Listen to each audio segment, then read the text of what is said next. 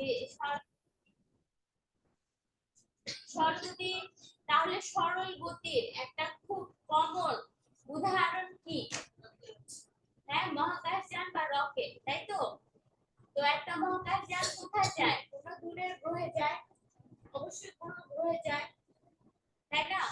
কোনো গ্রহ এত দূরে যে মহাকাশযানকে সেখানে পৌঁছাতে কয়েক বছর সময় লেগে যায়।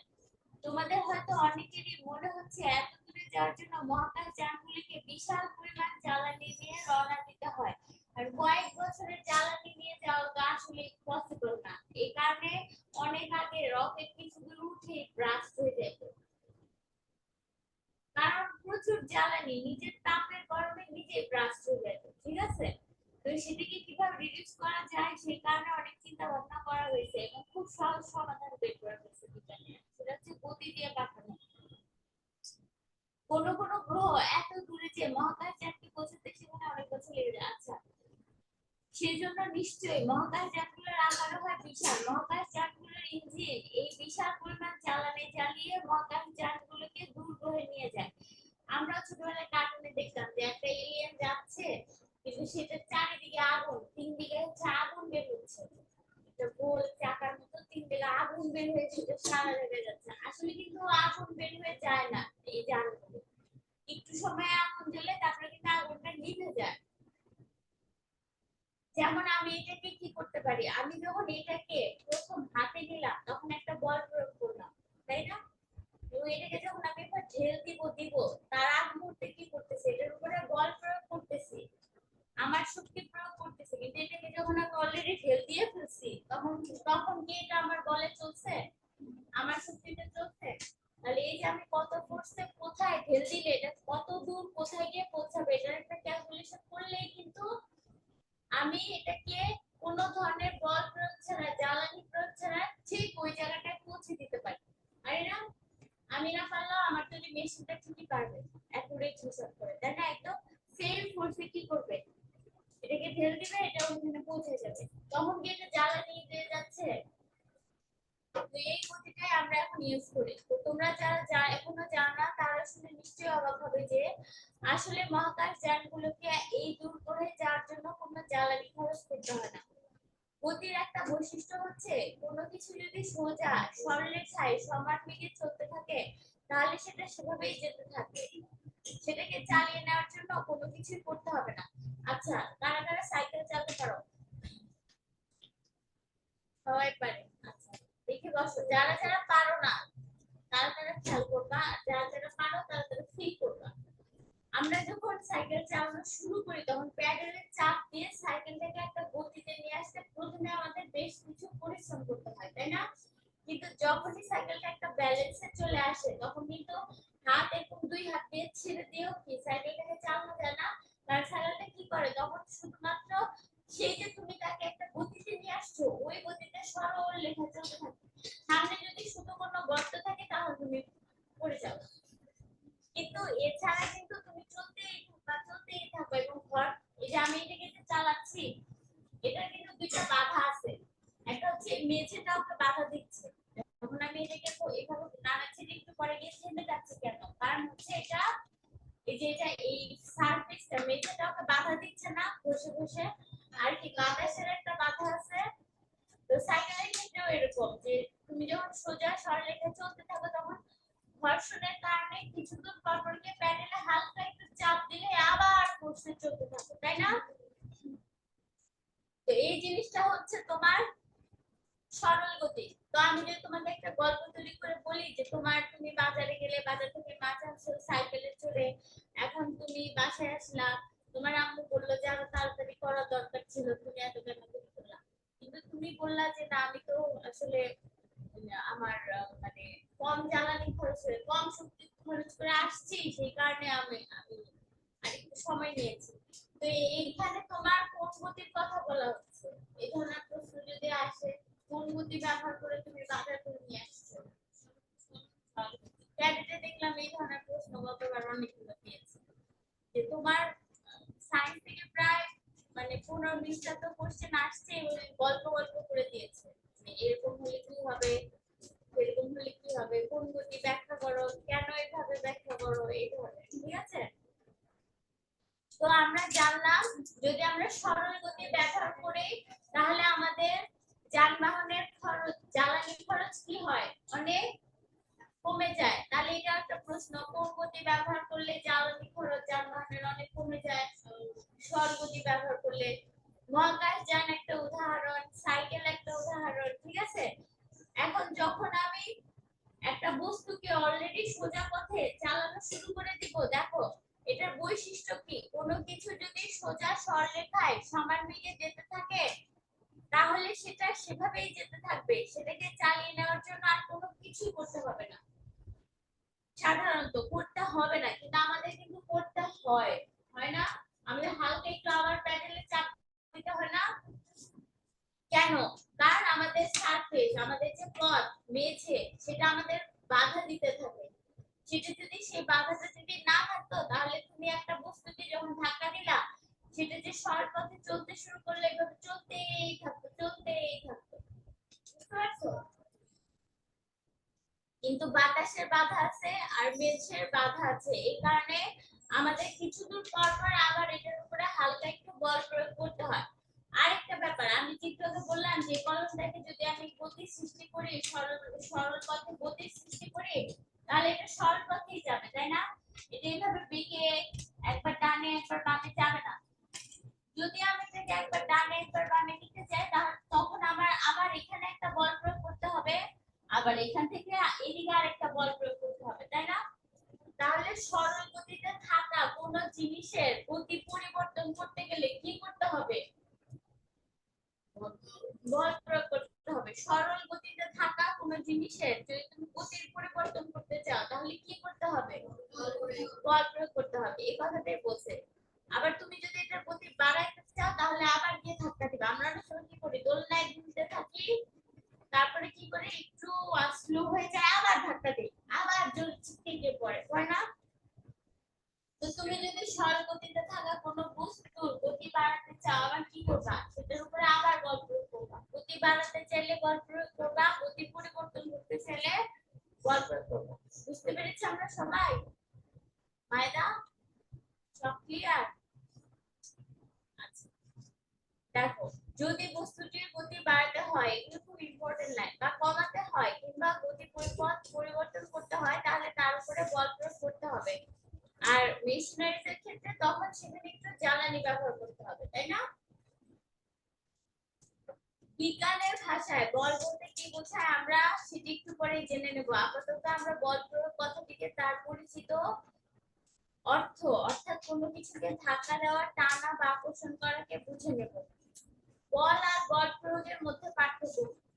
বল হচ্ছে, দেখো তোমার গায়ে শক্তি আছে, এটা কিন্তু তোমার বল। তোমার গায়ে শক্তি আছে না, নিজেদের শক্তিতে আমরা বেঁচে আছি, এটা হচ্ছে আমাদের বল। কিন্তু তুমি যখন এই তোমার গায়ের শক্তিতে টেবিলটাকে ধাক্কা দিলে বা উঠলে বা হাঁটা শুরু করলে তখন এটা হচ্ছে বল প্রয়োগ। বা তুমি ওকে টান দিলে, তোমাকে ধাক্কা দিল, বল প্রয়োগ করা হলো, ঠিক আছে? বল আর বল প্রয়োগের মধ্যে পার্থক্য বুঝছো? কি পার্থক্য? পার্থক্য কি?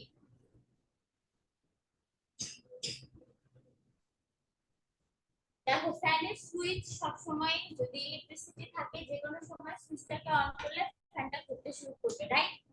তার মানে এখানে অলরেডি একটা স্থির বিদ্যুতের কানেকশন বা বল বা শক্তি দেওয়া আছে। আমরা জাস্ট আমাদের আঙ্গুলের মাথা দিয়ে এখানে চাপ দিব, বল প্রয়োগ করব, এটা ঘুরতে শুরু করবে, রাইট? তো এটা হচ্ছে বল। আর আর আমি যেটা করলাম সেটা হচ্ছে বল প্রয়োগ।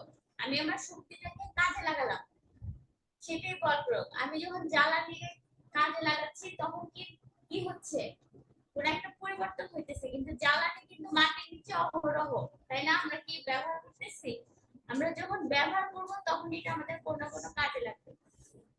দেখো এটা একটা মহাকাশ যান যেটা নাম হচ্ছে মেইনার্ড 4। এটা 1965 সালে পৃথিবী থেকে মঙ্গল গ্রহে গিয়েছিল, দেখেছো? পাখির মতো করে নেমেছে। এখানে রাডার আছে, এখানে ক্যামেরা আছে, ইনফরমেশন, অটোমেটেড ইনফরমেশন, ছবি তুলে তুলে তুলে তুলে অটোমেটেড ইনফরমেশন, তাপমাত্রা, এগুলো এগুলো সব কম্পিউটারের মেমোরিতে ট্রান্সফার করে দিচ্ছে পৃথিবীতে।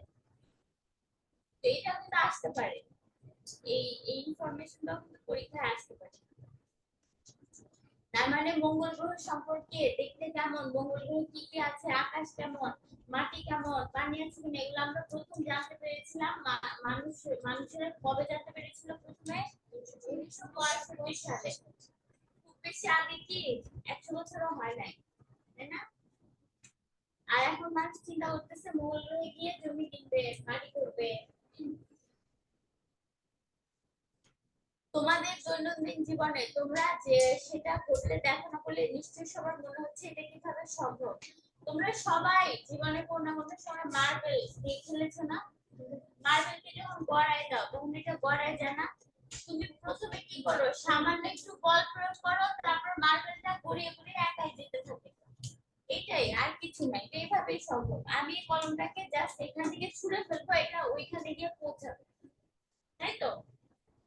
কিন্তু গ্র্যাভিটির কারণে এখন নেমে যাচ্ছে, কিন্তু মহাকাশ যান তো গ্র্যাভিটির বাইরে চলে যায়। একবার বাইরে ওকে পাঠিয়ে দিলে ওটা গ্র্যাভিটির কারণে পৃথিবীতে আসে না, তাই না? কত গতিতে, কত কোন দিকে ওটাকে থ্রো করা হবে, এগুলো সব ক্যালকুলেশন করে তারপর ওটাকে থ্রো করা হয়। আচ্ছা,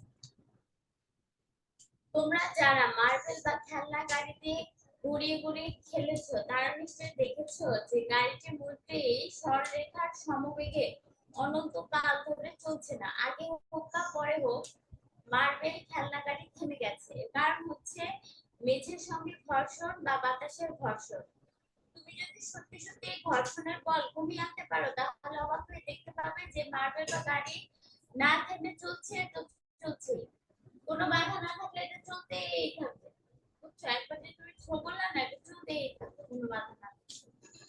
কিন্তু পৃথিবীতে এটা সম্ভব না, ইন রিয়েলিটিতে এটা সম্ভব না, এটা ল্যাবে সম্ভব। তোমরা যারা সাইকেল চালাও তারা সবাই নিশ্চয়ই লক্ষ্য করেছো যে চালানো শুরু করার পর প্রথমে একটু পরিশ্রম করে প্যাডেলে চাপ দিয়ে সাইকেলের বেগকে বাড়াতে হয়। আমরা এই কথাগুলি তোকে বলেছি, তাই না? একবার সাইকেলের বেগ লক্ষ্যমাত্রায় পৌঁছে গেলে প্যাডেল না করলেও সাইকেল একই গতিতে যেতে থাকে।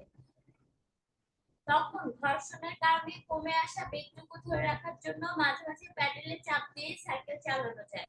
যারা গাড়ি, বাস, ট্রাক চালায় তাদের সঙ্গে কথা বললেও তোমরা জানতে পারবে যে তারা যখন প্রথম স্থির অবস্থা থেকে গাড়ির বেগ বাড়াতে থাকে তখন ইঞ্জিনের অনেক পেট্রোল বা ডিজেল কিংবা গ্যাস খরচ করতে হয়।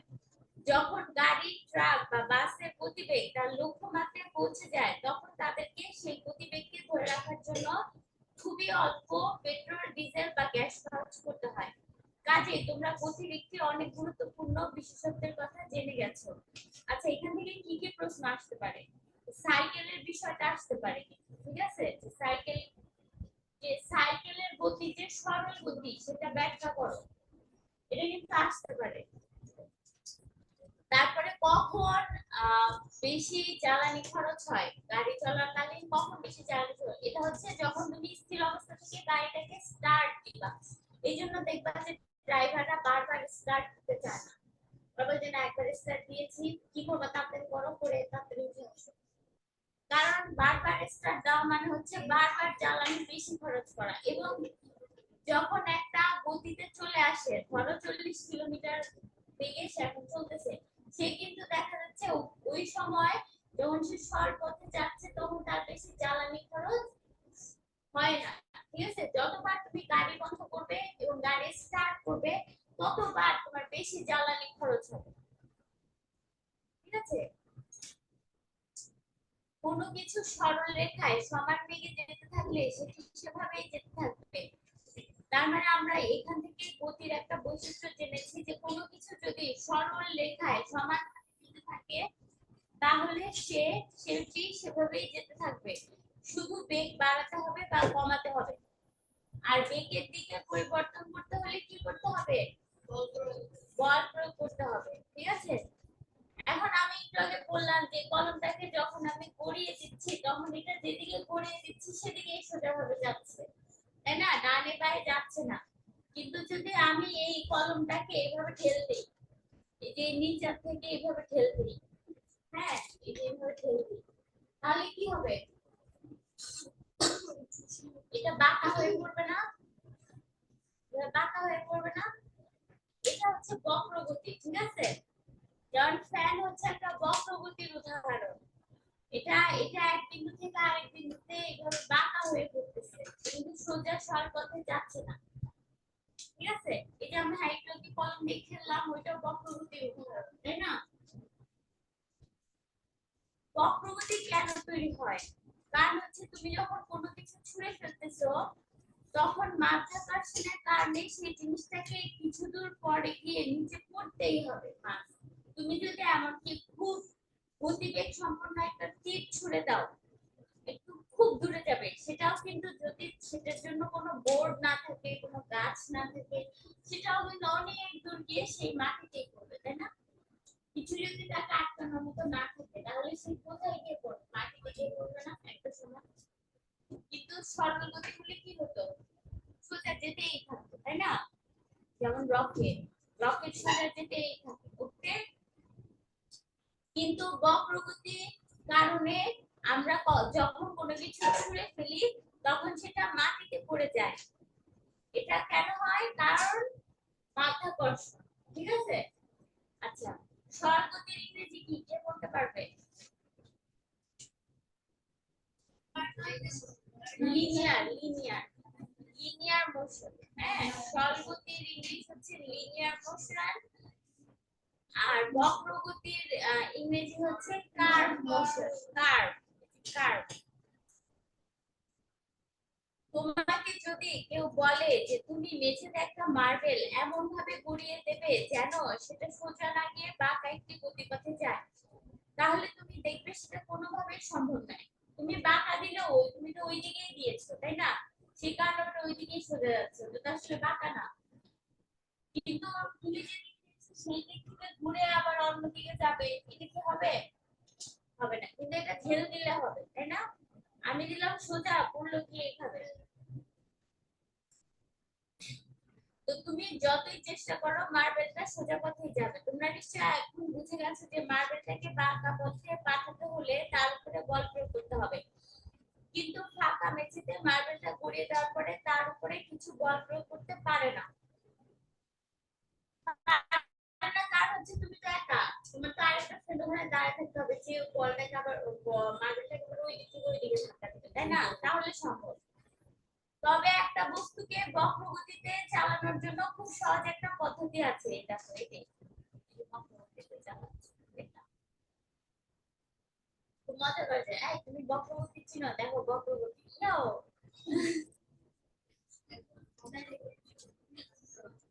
তো তুমি যদি কোনো কিছুতে ছবিতে যেভাবে দেখানো হয়েছে সেভাবে উপরে ছুঁড়ে দাও, তাহলে দেখবে সেটা সোজা সরল পথে না গিয়ে একটা বাঁকা পথে যাচ্ছে, আর তার মধ্যে একটা বক্রগতি তৈরি হয়েছে।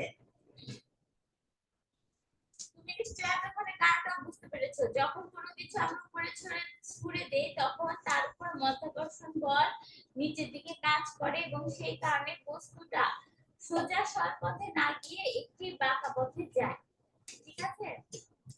এখন আসো ঘূর্ণন গতি। ঘূর্ণন গতি কিন্তু বক্রগতির একটা প্রকারভেদ, দেখেছো? এটা হচ্ছে 3.2 বক্রগতি।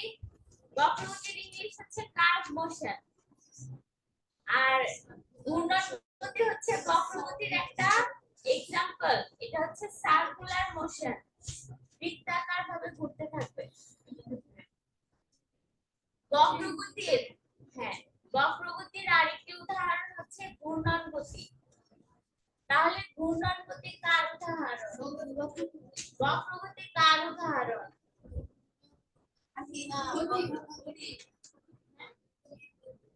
গতি, হ্যাঁ, ভেরি গুড আইমান। তুমি একটা ছোট পাথরকে সুতা দিয়ে বেঁধে মাথার উপর ঘোরাতে পারো। আমি আমার হাত দিয়ে তো ঘুরাইতে পারি। হ্যাঁ, পৃথিবী ঘুরতেছে। যে কোনো কিছু একটা রশিতে বেঁধে এভাবে পাশে গিয়ে ঘোরাবা, কিন্তু প্লিজ বইতে লেখা পাথর না। একেবারে একটা কলম বেঁধে ঘুরাইতে পারো।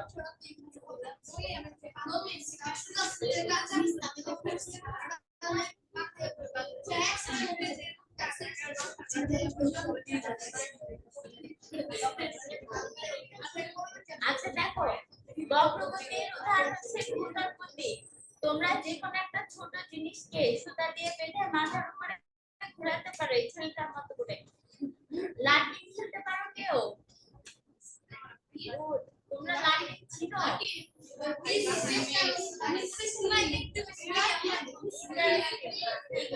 Silence please. লাঠি কোন গতির উদাহরণ? বক্রগতি।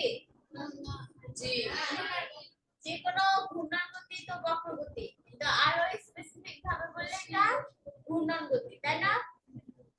তো তোমরা লাটিন ছাড়া চিনো এটা ভেবে তো অবাক হয়ে গেলাম। লাটিন আমি কোথাও দেখি না। আমি দেখি চিপসের প্যাকেটে দেয় ছোট ছোট প্লাস্টিকের ওটা ঘোরানো যায়। আচ্ছা, চিপসের প্যাকেটে দেওয়া যে প্লাস্টিকের লাঠি, সেটা যখন ঘুরাই সেটা অনেকক্ষণ ঘুরতে থাকে না? হ্যাঁ, সেটাও কিন্তু ঘূর্ণন গতি। প্রথমে আমরা একবার বল প্রয়োগ করে ছেড়ে দেই, তারপর সেটা অনেকক্ষণ ঘুরতে থাকে। প্রথমে এটার উপরে কি পরিমাণ বল প্রয়োগ করা হয়েছে সেটার উপরে এটার ডিউরেশনটা বেড়ে যায়, তাই না? আচ্ছা, এখন এই ছেলেটা হচ্ছে একটা পাথর ভেতর মাথার উপরে ঘোরাচ্ছে, তো এটা একটা ঘূর্ণন গতির উদাহরণ। পাথরটি যেহেতু ঘোরার জন্য প্রতি মুহূর্তে দিক পরিবর্তন করছে, তার অর্থ নিশ্চয়ই তার উপর বল প্রয়োগ করতে হচ্ছে। সেই বলটি কোথা থেকে আসছে? দেখো,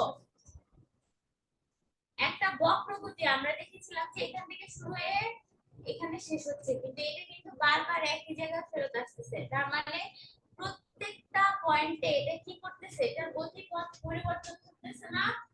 প্রত্যেকটা পয়েন্টে, তার মানে কি প্রত্যেকটা পয়েন্টে বারবার এই পাথরটার উপরে কি করা হচ্ছে? বল প্রয়োগ করা হচ্ছে। কে বল প্রয়োগ করতেছে? এই ছেলেটা বল প্রয়োগ করছে।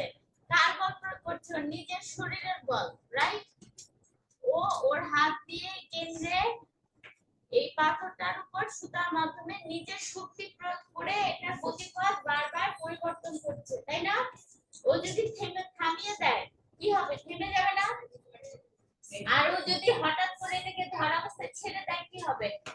টাই করে গিয়ে পড়ে যাবে, তাই না? টাই করে গিয়ে পড়ে যাবে। দেখো, সুতা দিয়ে পাথরটাকে বেঁধে তুমি নিজেই পাথরটাকে টেনে ধরে রেখে তার উপরে কেন্দ্রের দিকে বল প্রয়োগ করছো, মানে তুমি তোমার শরীরের বল প্রয়োগ করতেছো পাথরটাকে ঘোরানোর জন্য। তুমি যদি হঠাৎ সুতাটা ছেড়ে দাও তাহলে পাথরটার উপর আর কোনো বল থাকবে না, সেটা সোজা ছুটে যাবে, কিন্তু সেটা কিন্তু আর বাঁকা ভাবে যাবে না। হঠাৎ করে ছেড়ে দিলে কিন্তু এটা সোজা ভাবে গিয়ে পড়বে।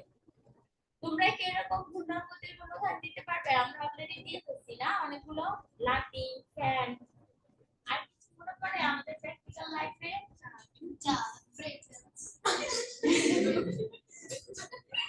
কে কে আসলে নেচে দেখো। সুখী মানুষ বলতে সুখী মানুষ তো বলতেই পারে যে সুখী মানুষ সারাদিন নাচানাচি খাবে আর কিছু খাবে না, তাই না? হ্যাঁ, পিং পং। পিং পং ঠিক আছে, কিন্তু পিং পং এর দুইজন লোক লাগে না? একজনই হয়। একজনই লাগে।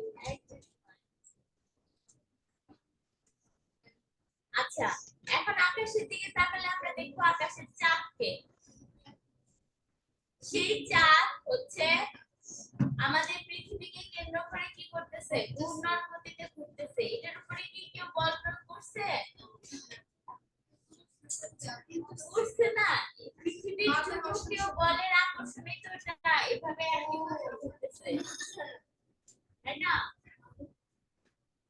হাত নাই দেয় নাই, পৃথিবী না হলে হাত নাই। পৃথিবীটা একটা অত্যন্ত আকর্ষণীয় ক্ষেত্র আছে, তাই না? যার কারণে কি আমরা মাটির সাথে লেগে আছি, সবকিছু মাটির উপরে, তা না হলে তো এভাবে ভাসতো। হ্যাঁ, আকর্ষণ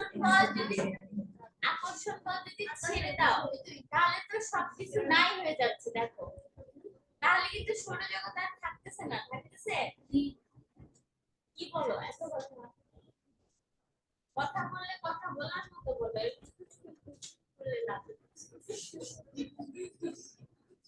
আচ্ছা, আমরা সবাই আকাশের চাঁদকে শুরু একটা রূপ থেকে ধীরে ধীরে বড় হয়ে পূর্ণিমার চাঁদ হতে দেখি।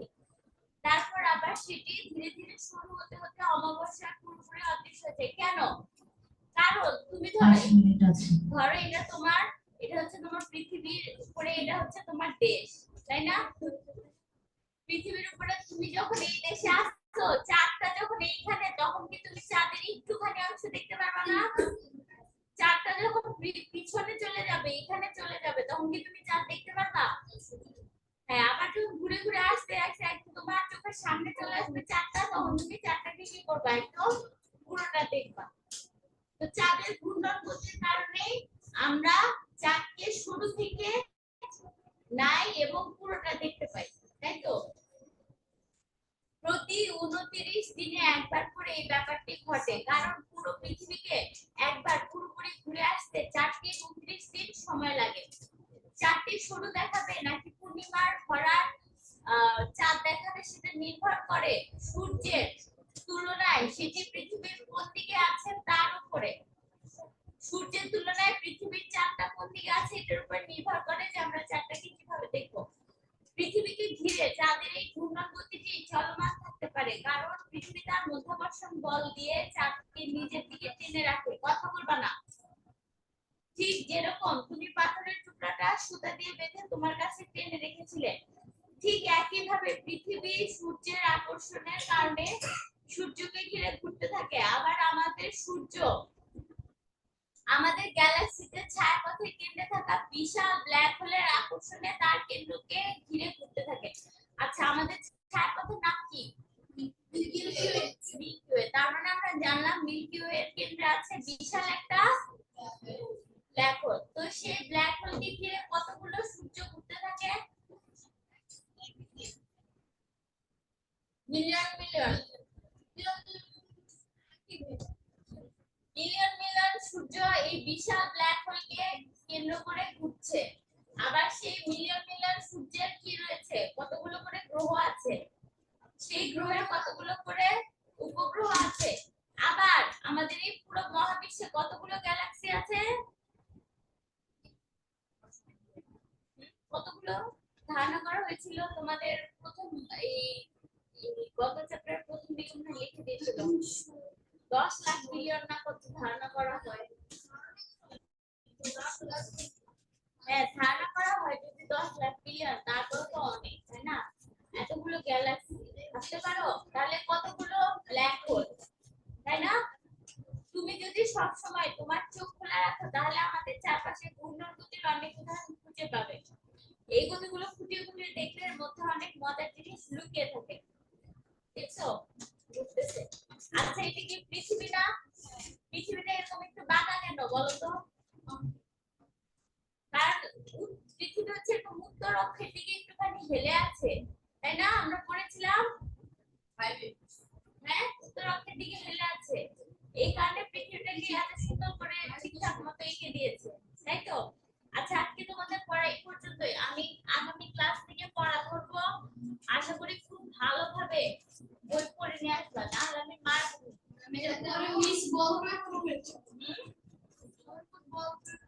বুঝতে পারছো? তাহলে তোমরা হোমওয়ার্ক লিখে আসো। সরল গতি কি? হ্যাঁ, হোমওয়ার্ক হচ্ছে সরল গতি কি, এটা বৈশিষ্ট্য কি, এটা বক্রগতি কি, আর ঘূর্ণন গতি কি। ঠিক আছে? যার সংখ্যাগুলো লিখে নিয়ে আসবে। সবাই বুঝতে পেরেছো? যা পড়িয়েছি অনলাইনে যারা আছে তারা বুঝতে পেরেছো? Yes, miss.